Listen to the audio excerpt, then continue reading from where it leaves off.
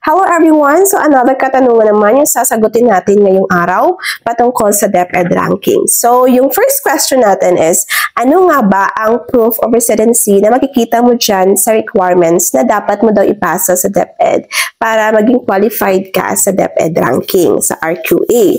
So saan ito kukunin? Okay, so di ba nakita ninyo dyan sa requirements, may nakalagay dyan na dapat mag-submit ka ng proof of residency. So, pero kapag ikaw ay local school board, ay pwede naman na yan yung isasubmit mo.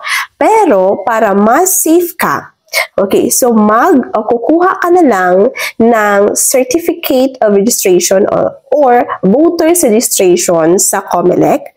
Doon ka kukuha kasi may nakalagay kasi doon na kung saan ka nagbo-vote. Therefore, taga doon ka, 'di ba?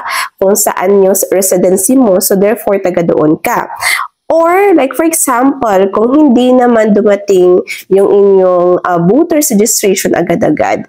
So, therefore, pwede naman na yung isasubmit mo na lang is yung iyong PhilSys ID o yung national ID na galing sa PSA. So, which is counted din naman yun kasi meron din namang yung address, which is nakalagay din naman doon yung mga address mo, yung mga details patungkol sa'yo. So, kung nagtatanong ka tungkol sa proof of residency, yun.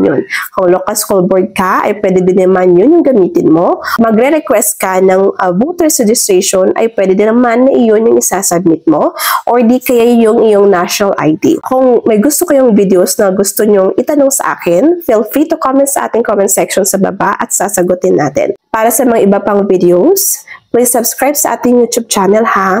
Meron tayo diyang teaching and learning videos and also mga DepEd ranking and lesson planning. So that's all for today everyone. Goodbye and God bless.